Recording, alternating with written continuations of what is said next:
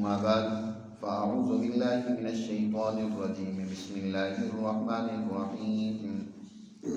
والسابقون الأولون من المهاجرين والأنصار والذين اتبعوهم بإحسان رضي الله عنهم ورضوا عنه وأعد لهم جنات تجري تحتها الأنهار خالدين فيها أبدا ذلك الفوز العظيم. وممن حولكم من الأعراب منافقون ومن أهل المدينة مردوا على النفاق لا تعلمهم نحن نعلمهم سنعذبهم مرتين ثم يردون إلى عذاب عظيم. وآخرون اعترفوا بذنوبهم خلطوا عملا صالحا وآخر سيئا عسى الله أن يتوب عليهم إن الله غفور رحيم.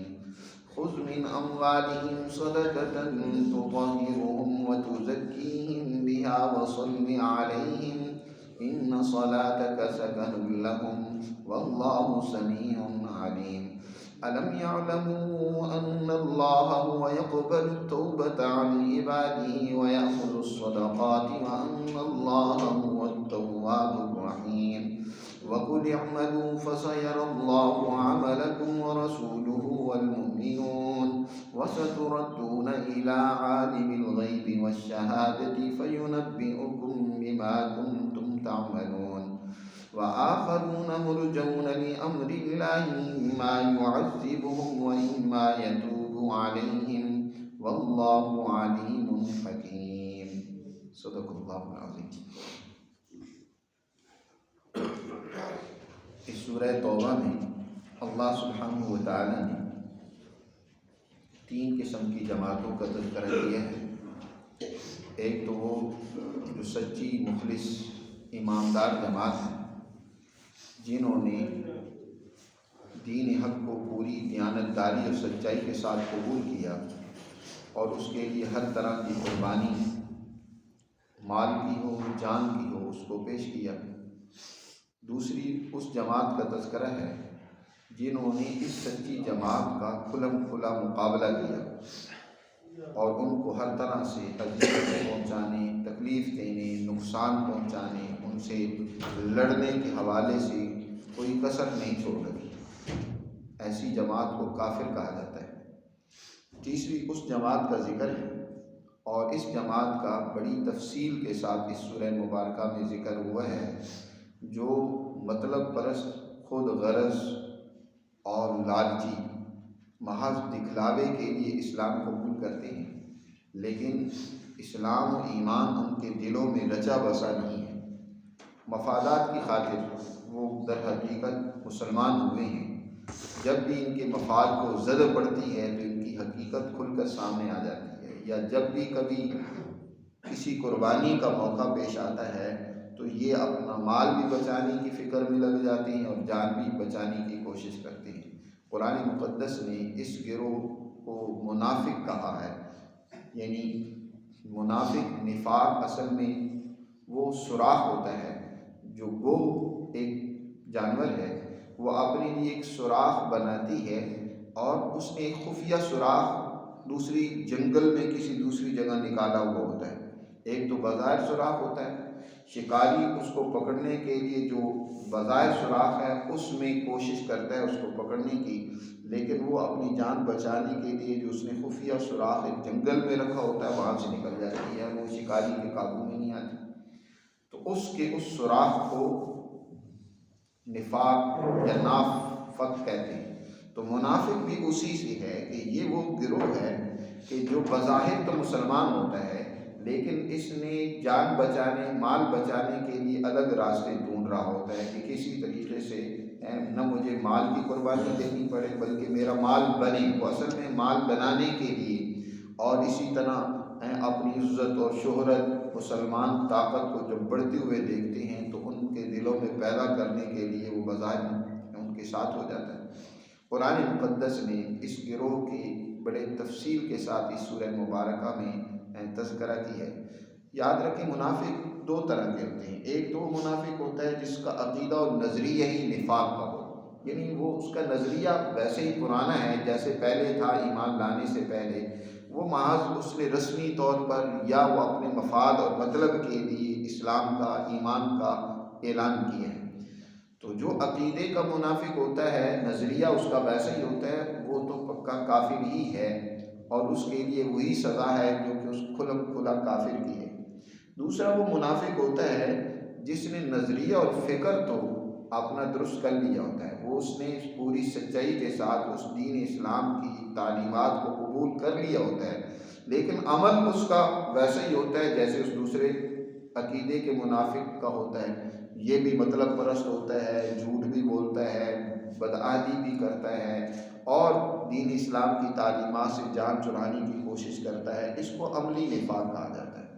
حضور صلی اللہ علیہ وسلم کے زمانہ میں تو جو عقیدے کے منافق تھے، ان میں سے بعض کا حضور نے اپنے بعض صحابہ کو بتا دیا تھا۔ مثلا ایک موقع پر تو آپ نے جمعے کے دن بعض منافقوں کے نام لے کر مسجد سے نکال دیا۔ آپ صلی اللہ علیہ وسلم کو جب اللہ نے بتایا تو آپ نے نام لے لے کر کہا کہ فلاں منافق ہے، وہ یہاں ہماری مسجد سے نکل جائے۔ چند ایک کو نکال دیا، وہ بڑے رسوا اور ذلیل ہو کر وہاں سے نکل گئے۔ یا اسی طرح کچھ منافقوں یا 12 یا 15 منافقوں کے نام پیچھے گزر چکا ہے کہ حضور صلی اللہ علیہ وسلم نے حضرت حذیفہ کو بتا دیے تھے کہ یہ منافق تھے، فلاں فلاں منافق تھے، جنہوں نے حضور صلی اللہ علیہ وسلم پر غزوہ تبوک سے واپسی پر حملہ کر کے حضور کو شہید کرنا چاہا تھا۔ اس کے علاوہ حضور صلی اللہ علیہ وسلم نے جن کے بارے میں نفاق کا حکم نہیں لگایا حضور کے زمانہ میں یا حضور کے بعد تو کسی کے عقیدے کو اس کے، کیونکہ عقیدے کا تعلق دل کے ساتھ ہوتا ہے، تو کسی کے دل کے حال کو جاننا کسی کے بس میں نہیں ہے، کسی کے لیے ممکن نہیں ہے۔ یہ تو اللہ ہی جانتا ہے کہ کسی کے دل میں کیا ہے، کتنی اس نے سچائی کے ساتھ اس بات کی تصدیق کی ہے، اور کتنا اوپر سے وہ ایمان کا کلمہ پڑھ رہا ہے یا اس کا اظہار کر رہا ہے۔ اس لیے اب حضور کے بعد کسی پر عقیدے کے نفاق کا فتویٰ نہیں لگایا جا سکتا کہ یہ تو منافق ہے، اس طرح فتویٰ نہیں لگایا جا سکتا۔ البتہ ہر مسلمان کو اپنے اعمال کو سامنے رکھ کر خود اپنا تجزیہ کرنا چاہیے، اپنا انالیسس کرنا چاہیے، اپنے حالات کو بغور دیکھتے رہنا چاہیے کہ میں کس مقام پر کھڑا ہوں، کہ میں تو اس صف میں نہیں ہوں جن کے بارے میں قرآن یا نبی پاک صلی اللہ علیہ وسلم نے نفاق کا حکم لگایا ہے۔ حضرت عمر فاروق رضی اللہ تعالیٰ عنہ اس حوالے سے بڑے فکر مند رہتے تھے۔ سچا مسلمان وہ اپنے بارے میں فکر مند رہتا ہے۔ حضرت عمر حضرت حذیفہ سے پوچھتے تھے کہ جن منافقوں کے نام آپ کو حضور نے بتائے ہیں کہ ان میں تو نہیں ہوں، اور حضرت عمر فاروق رضی اللہ تعالیٰ عنہ نے کہا کہ دیکھنا، اگر حضرت حذیفہ نے میرے جنازے میں شرکت کی تو پھر حضور کے ساتھ مجھے دفن کرنا، حضور صلی اللہ علیہ وسلم حضرت ابوبکر کے ساتھ۔ اگر انہوں نے میرے جنازے میں شرکت نہ کی تو پھر مجھے عام قبرستان میں دفن کر دیں۔ اتنی فکر تھی کہ کہیں میرا شمار بھی انہی میں سے تو نہ ہو جی۔ اور اسی طرح ایک اور صحابی کہتے ہیں کہ میں کتنے صحابہ سے ملا، لیکن ہر ایک صحابی اپنے بارے میں نفاق کا شبہ رکھتا تھا کہ کہیں میں منافق تو نہیں ہوں، دوسروں سے پوچھتا تھا، اسے فکر ہوتی تھی۔ اور آج ہمارا حال یہ ہے کہ ہم دن بھر نہ معلوم کتنے جھوٹ بولتے ہیں، کتنی وعدہ خلافیاں کرتے ہیں، اور نہ معلوم کتنے بڑے بڑے غلطوڑ کرتے ہیں، لیکن اپنے بارے میں ہم سے بڑا ہم یہ یقین کیے ہوئے ہیں کہ ہم سے بڑا سچا مخلص مومن نجات یافتہ کوئی نہیں ہے۔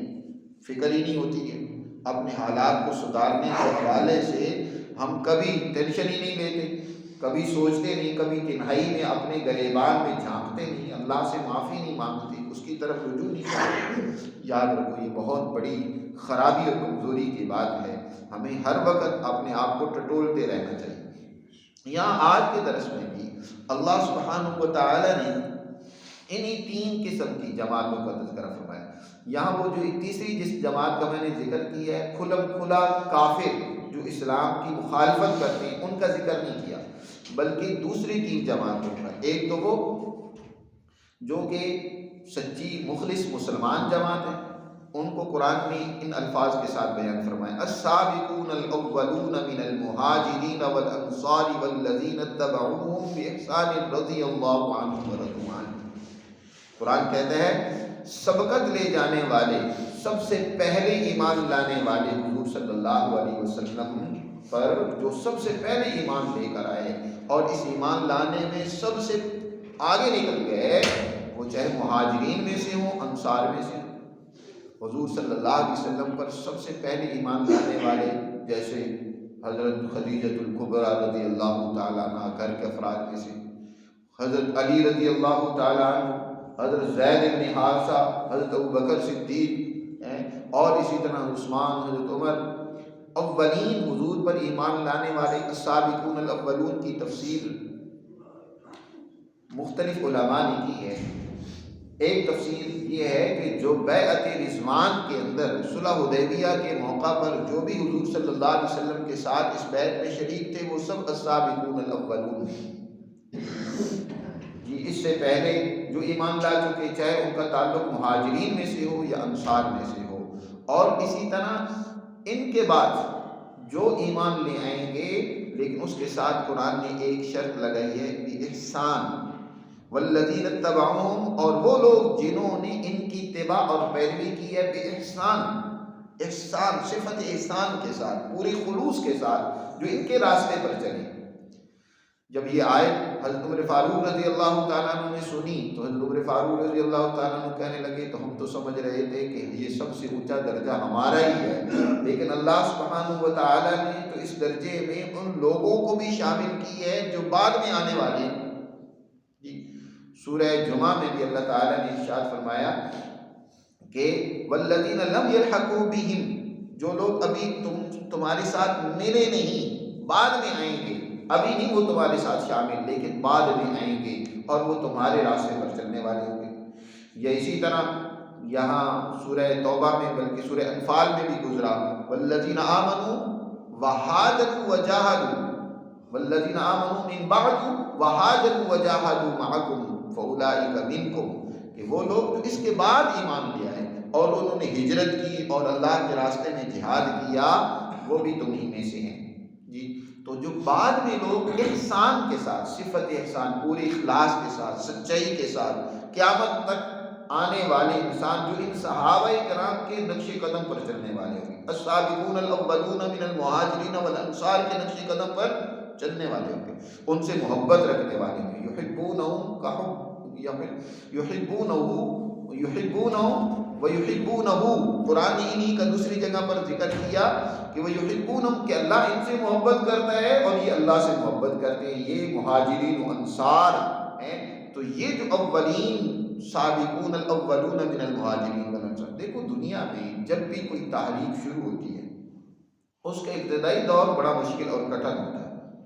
ابتدائی حالات میں ظاہر جب نبی کریم صلی اللہ علیہ وسلم نے اعلان کیا نبوت کا، آپ صلی اللہ علیہ وسلم نے دین اسلام کے غلبے کا اعلان کیا، تو اس وقت حضور اعلان کرنے والے ہیں اور حضرت ابوبکر حضور کے اس اعلان پر لبیک کہنے والے ہیں۔ گویا کہ قبیلے، خاندان، دنیا کی دشمنی کو مول لیا۔ اور اسی طرح بعد میں جو لوگ حضور صلی اللہ علیہ وسلم پر ایمان لے آئے صلح حدیبیہ سے پہلے اس وقت حالات کیا تھے؟ انصار میں سے انصار 11 نبوی میں حضور صلی اللہ علیہ وسلم کے ہاتھ پر بیعت کرنے کے لیے آتے ہیں، اس وقت جبکہ پورا مکہ حضور کا دشمن بنا ہوا ہے، حضور کے ساتھیوں پہ زد و کوب کیا جا رہا ہے اور ہر طرف سے حضور صلی اللہ علیہ وسلم پر یلغار کی جا رہی ہے، حضور کو خود قتل کرنے کی سازشیں ہو رہی ہیں۔ حضور کے صحابہ اس موقع پر ہجرت فرما کر جان بچانے کے لیے حبشہ تشریف لے گئے ہیں۔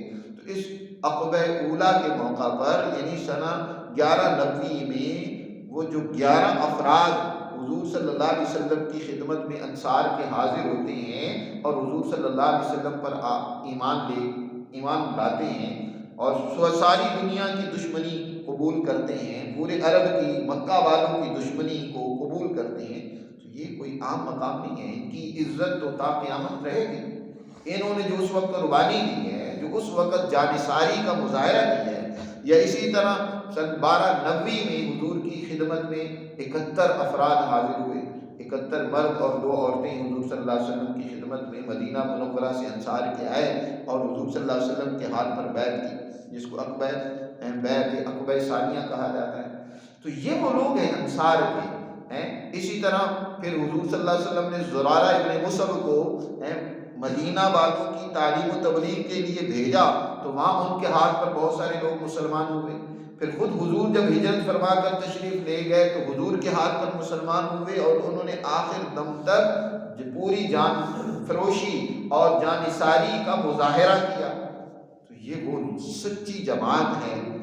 اس جماعت سے محبت ایمان کا تقاضا ہے، ان کی اتباع اور پیروی کرنا احسان کے ساتھ یہ اللہ کی رضا اور خوشنودی کا باعث ہے، بجائے اس کے کہ اس جماعت کی اتباع اور پیروی کی جائے ایک طبقہ انہی جماعت پر تبرہ کرنے بیٹھ جائے، ان کی کمزوریاں نکال کر اچھالنے لگ پڑے۔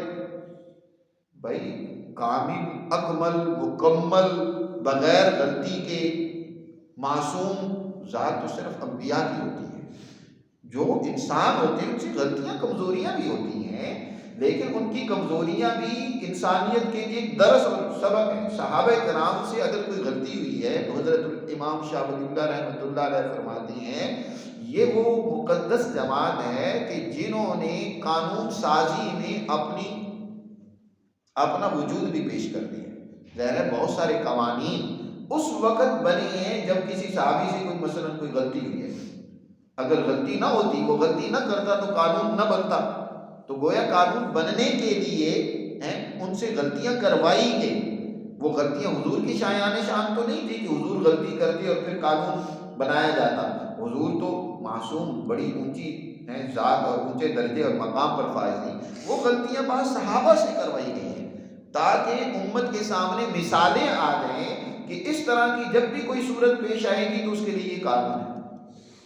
تو اب ان غلطیوں کو بنیاد بنا کر بجائے اس کے کہ ان کے بارے میں اچھا گمان رکھا جائے، اچھی تعبیر کی جائے، ان کی اتباع کی جائے، ان سے محبت کی جائے، آپ ان کے خلاف ذہن بنا لیں، شکوک و شبہات پیدا کریں، ان سے دوری اختیار کریں۔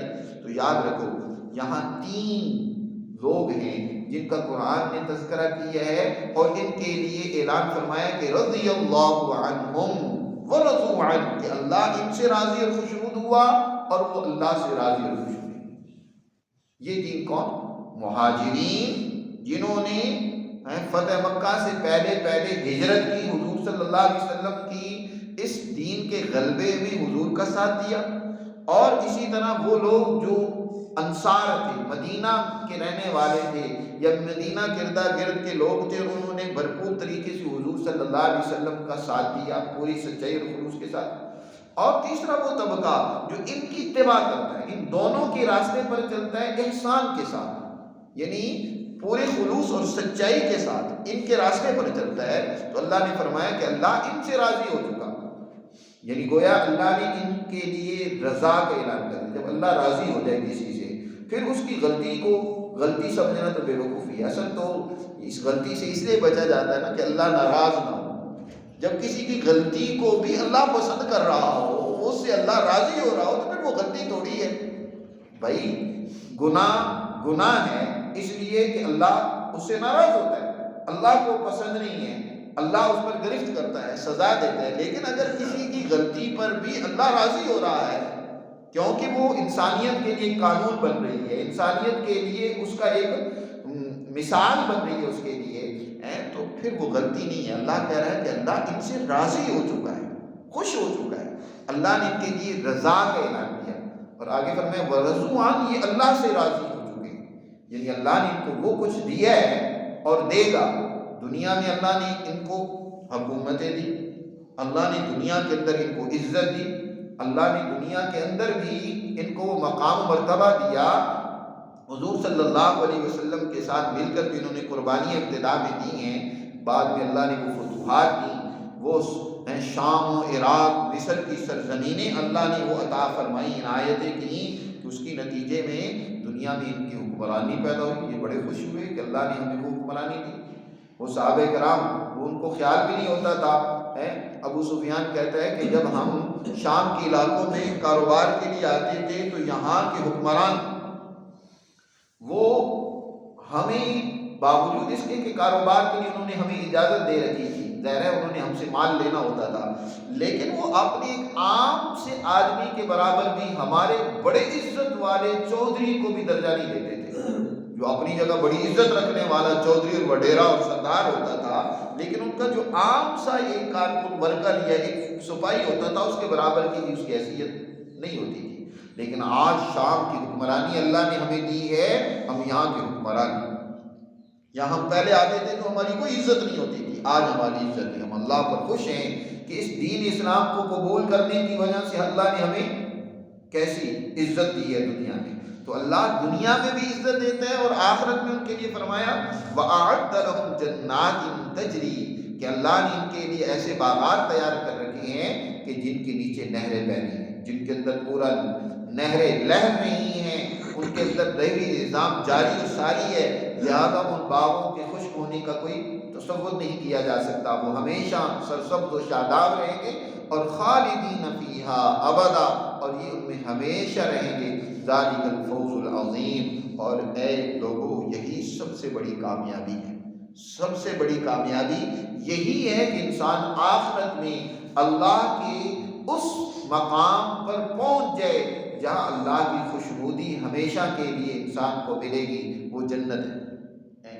جنت میں انسان داخل ہو جائے. تو اللہ ان کو یہ اس سچی جماعت کو جن کے 3 حصے ہیں، السابقون الاولون من المہاجرین، دوسرے والانصار، تیسرے وہ جو ان کے راستے پر پوری سچائی خلوص کے ساتھ چلنے والے ہیں قیامت تک.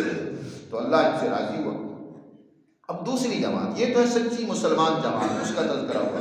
دوسری وہ جماعت جو منافق حضور صلی اللہ علیہ وسلم کے دور میں بھی تھے اور بعد میں بھی حضور صلی اللہ علیہ وسلم کے بعد میں بھی ہو سکتے ہیں.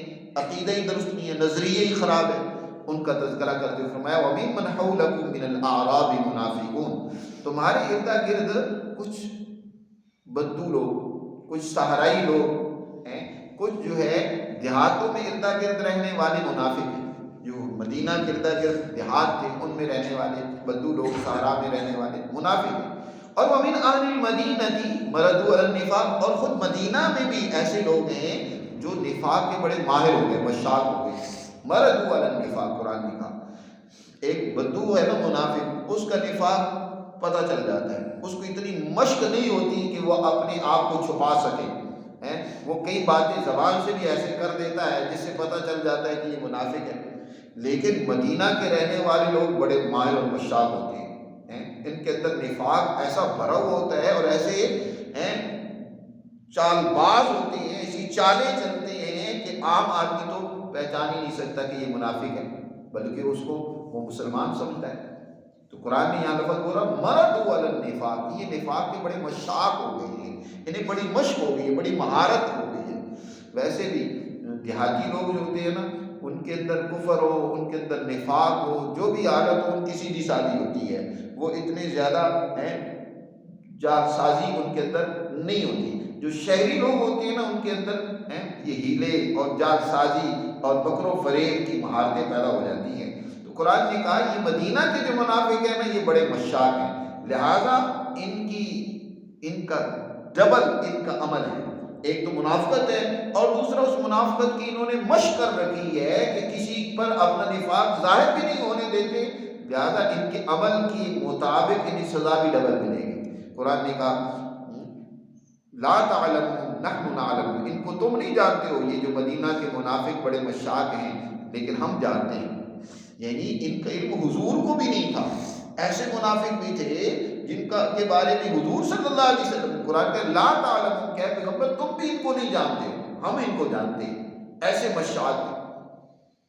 کچھ کو تو آپ صلی اللہ علیہ وسلم جانتے تھے، ان کے نام حذیفہ کو بھی بتا دیے، لیکن کچھ ایسے بھی تھے، ایسے ماہر قسم کے لوگ کہ ان کے بارے میں حضور کو بھی نہیں پتا تھا.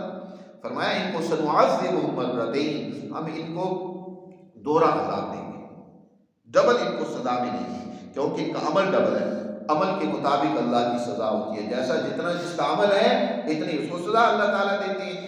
تو دنیا میں ان کو مرتین ایک تو یہ کہ دنیا میں عذاب میں مبتلا ہوئے یہ لوگ، دنیا میں جیسے قرآن نے پیچھے بیان فرمایا فلا تعجبک اموالهم ولا اولادهم انما یرید اللہ لیعذبهم بها فی الحیاۃ الدنیا، اے پیغمبر ان کے مال اور اولاد سے آپ کو تعجب نہیں ہونا چاہیے، بلکہ یہی مال و اولاد ان کے لیے دنیا کے اندر بھی عذاب اور سزا کا باعث بنے گا۔ وہی اولاد جب حضور صلی اللہ علیہ وسلم پر ایمان لے آئی، مخلص مومن بنے، اب والد منافق ہے تو والد جب منافقانہ رویہ اختیار کرتا ہے تو بیٹا آگے سے مخالفت کرتا ہے، تو اب اولاد کے ذریعے سے ہی ان کو سزا مل رہی ہے، وہ اور مال ان کے لیے سزا اور تکلیف کا باعث ہے۔ بلکہ حضور صلی اللہ علیہ وسلم نے 15-12 منافقوں کا جن کا تذکرہ کیا تھا حضرت حذیفہ رضی اللہ تعالیٰ عنہ سے، ان کے بارے میں یہ بھی فرمایا کہ ان میں سے 7 تو وہ ہوں گے جن کے شانے پر ایک ایسا دمبل نکلے گا، ایسا پھوڑا نکلے گا کہ سینے تک چلا جائے گا، وہ کینسر بن جائے گا اور اسی کی سزا میں یہ ہلاک ہوں گے۔ اور اس طرح دوسروں کے لیے کچھ اور سزا حضور صلی اللہ علیہ وسلم نے بیان فرمائی۔ کئیوں کو پھر رسوا ہونا پڑا کہ ان کی نماز جنازہ حضور نہیں پڑھتے تھے تو ایک ذلت و رسوائی ایسے منافقوں کے لیے اٹھانی پڑتی تھی، اور اس طرح مسجد سے ان کو نکال دیا گیا۔ یہ سزا ہوتی ہے کہ کسی معاشرے میں کوئی عزت نہ رہے، لوگ کہیں یہ تو منافق ہے، ہم تو اس کو مسلمان سمجھ رہے تھے، یہ تو بڑا جھوٹا اور فراڈی آدمی ہے۔ اور پھر دوسری سزا قبر میں، مرتين، قبر میں بھی ان کو سزا ملے گی۔ اور پھر تیسری سزا اس کا قرآن کہہ رہا ہے ثم يردون الى عذاب عظیم، پھر انہیں لٹایا جائے گا ایک بہت بڑے عذاب اور سزا کی طرف، وہ کل قیامت کے دن ہوگا۔ اچھا، وآخرون اعترفوا، یہ تو دوسری جماعت تھی جو منافقت پر قائم ہے۔ منافقت تیسری ایک جماعت ہے جس کو نفاق عملی کہنا چاہیے، وہ عقیدے کے منافق نہیں ہیں۔ یہ جو دوسری جماعت جس کا بھی ذکر ہوا یہ تو وہ ہے جن کا عقیدہ بھی فاسد اور غلط ہے۔ تیسرے وہ مسلمان ہیں، ان کا نظریہ فکر درست اور صحیح ہے، لیکن عمل میں کئی کمزوری موجود ہے، عملی سستی ہے، کچھ ایسے اعمال کر لیتے ہیں جو اچھے بھی ہیں لیکن کچھ ایسے عمل بھی کر لیتے ہیں جو برے ہیں۔ قرآن نے ان کا ذکر کیا یہاں۔ حضور صلی اللہ علیہ وسلم کے دور میں بھی ایسے مسلمان تھے جو سچے مخلص مومن تھے، لیکن کہیں ان سے بھی کمزوری اور کوتاہی سرزد ہو جاتی تھی، اور آج تو اس طرح کی کوتاہی عام ہو گئی ہے، سچے مسلمان ہیں لیکن بدعملی میں مبتلا ہے۔ تو قرآن نے ان کا ذکر فرمایا وآخرون اعترفوا بذنوبہم، کچھ اور لوگ ہیں کہ جنہوں نے اپنی غلطیوں کا اعتراف کیا۔ جو سچا مسلمان ہوتا ہے نا تو اس کا ایمان اسے ان غلطیوں پر ملامت کرتا ہے، وہ اعتراف کرتا ہے کہ یار میں غلطیاں کر رہا ہوں، اس پر پچھتاتا ہے، اللہ کی طرف رجوع کرتا ہے، وہ معافی مانگتا ہے۔ انہوں نے اپنی غلطیوں کا اعتراف کیا، خلقوا عملا صالحا وآخر سیئا، کہ انہوں نے اچھے اعمال بھی کیے اور برے اعمال کو بھی اچھے اعمال کے ساتھ خلط مت کر لیا۔ ایک مرتبہ اچھا عمل کیا اور کبھی ان سے برا عمل بھی سرزد ہو گیا۔ اس طریقے سے ان کے عمل کیا ہیں؟ ملے جلے ہیں، اچھے بھی ہیں ان کے عمل اور برے عمل بھی ہیں۔ یہ وہ چند ایک صحابہ تھے، حضرت لبابہ رضی اللہ تعالیٰ عنہ، ان کے ساتھ 7 اور صحابہ تھے جو غزوہ تبوک میں حضور کے ساتھ شریک نہیں ہو سکے محض سستی اور کاہلی کی وجہ سے، حالانکہ سچے اور مخلص مومن تھے۔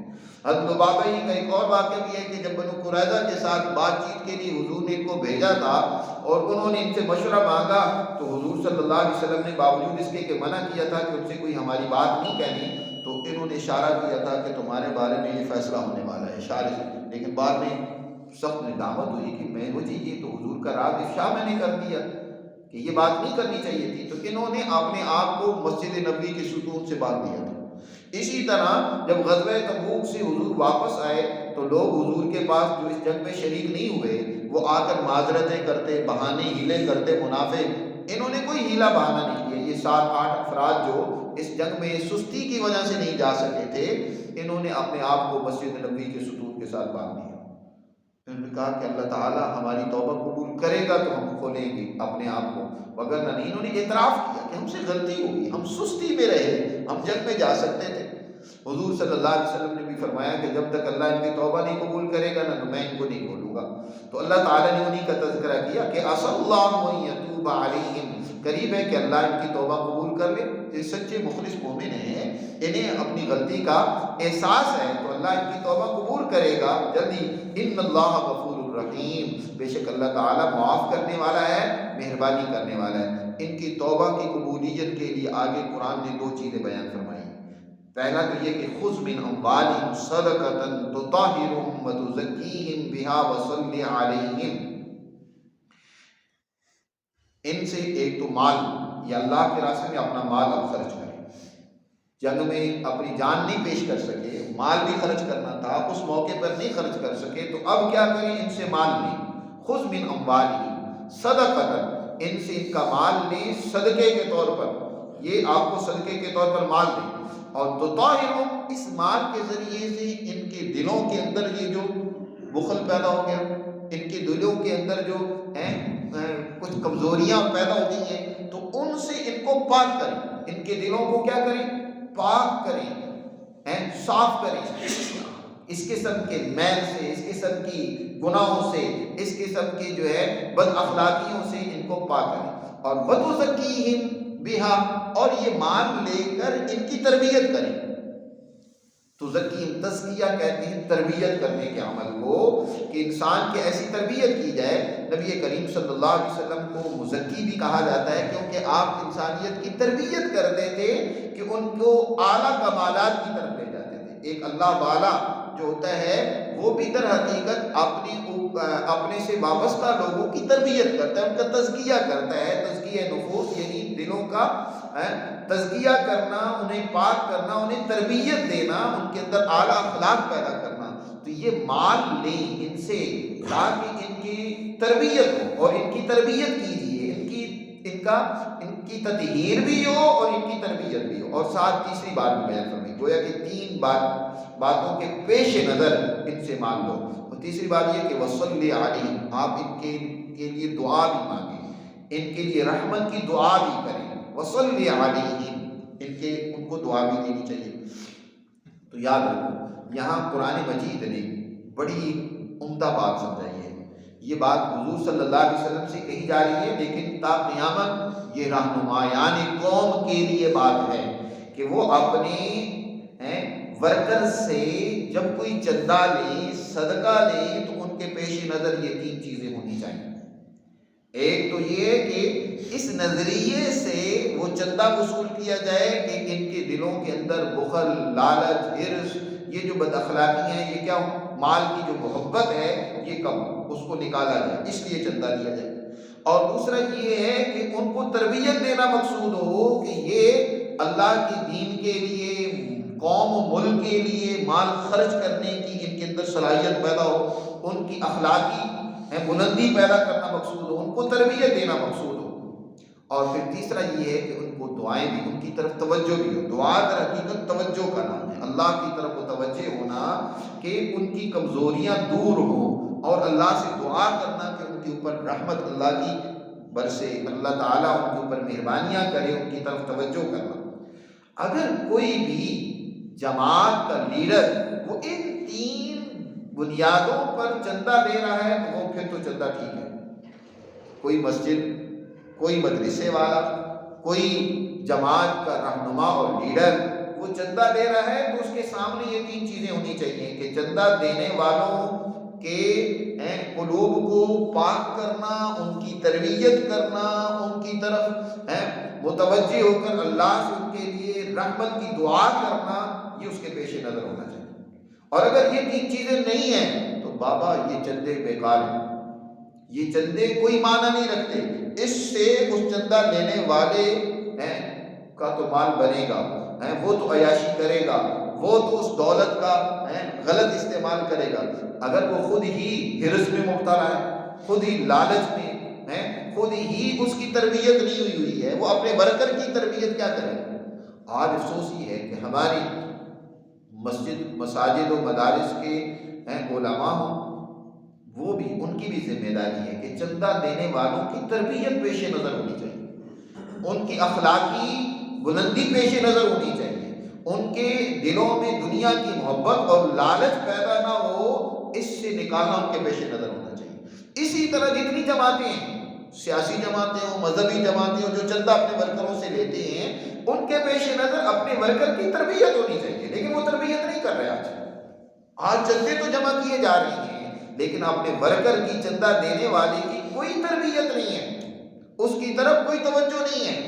بلکہ وہ خود مال مفت دینے بے رحم کی طرح اس مال کا استعمال کیا جاتا ہے، خود ہرس میں مبتلا ہے، خود دولت کے لالچ میں مبتلا ہے، اور خود جو ہے ان خرابیوں کے اندر یہ آپ کی لیڈرشپ مبتلا ہے، تو یاد رکھو ایسے لوگوں کو چندہ دینا کوئی فائدہ نہیں رکھتا۔ حضور سے کہا جا رہا ہے ان کے لیے دعا کریں، کیونکہ آپ کی دعا ان کے دلوں میں سکون پیدا کرے گی۔ ان صلاتک سکن لہم، ان کے لیے سکون کا باعث ہے۔ واللہ سمیع علیم، اور اللہ سب کچھ سننے والا اور سب کچھ جاننے والا ہے۔ الم یعلموا، کیا یہ لوگ نہیں جانتے کہ ان اللہ هو يقبل التوبۃ عن عبادہ، کہ بے شک اللہ اپنے بندوں کی توبہ قبول کرتا ہے، اور ويأخذ الصدقات، اور ان کے صدقات کو بھی وہ قبول کرتا ہے، لے لیتا ہے۔ یعنی دو چیزیں ضروری ہیں، ایک تو یہ کہ جو بدعملی ہو گئی اس پر توبہ کرے، ندامت ہو، معافی مانگے اللہ سے خود بھی، اور دوسرا یہ کہ اللہ کے راستے میں مال خرچ کریں۔ یہ دو کام کریں تو پھر ان کی توبہ اللہ قبول کرے گا، کیونکہ وَأَنَّ اللَّهَ هُوَ التَّوَّابُ الرَّحِيمُ، بے شک اللہ تعالیٰ بھرپور توبہ قبول کرنے والا ہے اور بہت رحم فرمانے والا ہے۔ وَقُلْ اعْمَلُوا فَسَيَرَى اللَّهُ، اور پھر اللہ تعالیٰ نے فرمایا کہ پیغمبر ان سے کہہ دو، ان سے جو عقیدے کے منافق ہیں، اور اسی طرح ان سے بھی جن سے غلطی سرزد ہوئی ہے، عملی طور پر کمزوری اور کوتاہی کا شکار ہیں، عقیدہ ان کا درست ہے، ان سے بھی کہہ دو کہ اعملوا، اب عمل کرو، عملی زندگی کو اپناؤ۔ توبہ کا مطلب صرف یہ نہیں ہوتا کہ زبان سے کہہ دو استغفر اللہ استغفر اللہ، یہ توبہ نہیں، عمل درست کرو۔ توبہ کا مطلب یہ ہوتا ہے کہ یہ غلط عمل کیا، آئندہ میں عزم کرتا ہوں کہ میں اب یہ اس طرح کا برا عمل نہیں کروں گا۔ اللہ نے فرمایا اعملوا، اب عمل کرو، جو صحیح عمل ہے وہ کرو۔ فَسَيَرَى اللَّهُ عَمَلَكُمْ، اللہ تمہارے عملوں کو دیکھے گا، اور رسول اللہ صلی اللہ علیہ وسلم بھی دیکھیں گے کہ اب تم کیسا عمل کرتے ہو۔ ایک دفعہ جب ایک انسان غلطی کرتا ہے نا، تو اب دوبارہ اس پر نظر رہتی ہے کہ اس نے ایک غلطی کی ہے تو ہو سکتا ہے دوبارہ یہ غلطی نہ کرے، تو اللہ کے رسول بھی تمہارے عمل کو دیکھیں گے، اور والمؤمنون، اور ایمان والے بھی دیکھیں گے۔ جب ایمان والوں کو پتہ چل گیا کس نے غلطی کی تو دوبارہ ان پر نظر رہتی ہے، بلکہ رسول اللہ صلی اللہ علیہ وسلم نگران مقرر کر دیتے تھے کہ دیکھنا کہ ان سے پھر یہ غلطی تو نہیں کر رہے ہیں۔ وہ نگران جو ہوتے ہیں وہ نگرانی کر رہے ہوتے ہیں۔ والمؤمنون وستردون الی عالم الغیب والشہادہ، اور ان قریب تم لٹائے جاؤ گے اس ذات کی طرف جو چھپی اور موجود ہر بات کو جاننے والا ہے، ہر عمل کو جاننے والا ہے، جس کے سامنے کوئی غیب اور شہادت نہیں ہے، سبھی اس کے سامنے شاہد ہے۔ فَيُنَبِّئُكُم بِمَا كُنتُمْ تَعْمَلُونَ، اور یقیناً وہ تمہیں کیا دے گا، بتا دے گا جو تم عمل کر رہے ہو۔ وَآخَرُونَ مُرْجَوْنَ، انہی میں سے ایک اور جماعت بھی تھی عملی کمزوری میں مبتلا، یہ عقیدہ ان کا درست ہے، سچے مسلمان ہیں، لیکن عملی کمزوری میں مبتلا ہیں۔ ان میں سے ایک اور بھی جماعت تھی، غزوہ تبوک میں 3 اور افراد بھی تھے جو شریک نہیں ہوئے، کوئی عذر بھی نہیں تھا، اور وہ تیار بھی تھے۔ حضرت کعب بن مالک کی حدیث تفصیل سے آگے آ رہی ہے، وہ خود فرماتے ہیں کہ میں پوری طرح تیار تھا، طاقتور، ایک سواری میرے پاس موجود تھی، میں نے کہا حضور غزوے پر جا رہی ہیں، میں جلدی اپنا یہ کیا ہے پھل جو ہے کاٹ کر سنبھال کر میں پیچھے سے اس تیز رفتار گھوڑے کے ذریعے حضور کی جماعت میں شامل ہو جاؤں گا، لیکن ایسی پھر رفتہ ایسی سستی بڑھی یہاں تک کہ حضور واپس آ گئے، میں نہ شریک ہو سکا۔ ان کا قرآن نے ذکر کیا وآخرون مرجون لامر اللہ، کچھ اور لوگ ہیں جو اللہ کے حکم کی امیدوار ہیں، اس کے انتظار میں کہ اللہ ہمارے بارے میں کیا فیصلہ فرماتا ہے۔ تو ان کے بارے میں یہ ہے کہ اما یعذبہم و اما یتوب علیہم، اللہ کو دونوں اختیار ہیں، چاہے ان کو اللہ سزا دے یا ان کی توبہ قبول کرے۔ واللہ علیم الحکیم، اللہ سب کچھ جاننے والا ہے، حکمت والا ہے۔ ان کا معاملہ جو ہے نا مرجونا، وہ درمیان میں انتظار میں پڑا ہوا ہے۔ یہ حضور کے پاس آئے، انہوں نے حضور صلی اللہ علیہ وسلم سے صاف کہا کہ اللہ کے رسول کوئی عذر نہیں ہے، ہم نے سستی دکھلائی ہے، آپ اس بارے میں جو بھی فیصلہ فرمائیں گے ہمیں منظور ہے۔ حضور صلی اللہ علیہ وسلم نے ان کے بارے میں فرمایا کہ ان سے بات چیت بائیکاٹ کر دی جائے، سوشل بائیکاٹ، آگے تفصیل آئے گی کہ ان کا 50 دن تک ان کا سوشل بائیکاٹ کیا گیا ہے، یہاں تک کہ جو جاننے والے قریبی افراد، دوست، احباب، بچپن جن کے ساتھ گزارا، بیوی تک نے بات کرنا چھوڑ دی ہے، اور اس طریقے سے 50 دن انہوں نے گزارے، پھر ان کی توبہ قبول ہوئی۔ اس کا تذکرہ آگے آ رہا ہے، وہاں انشاءاللہ تفصیل سے بات کریں گے۔ اللہ ہمیں سمجھ نصیب فرمائے اور اپنے احکامات پر عمل کی توفیق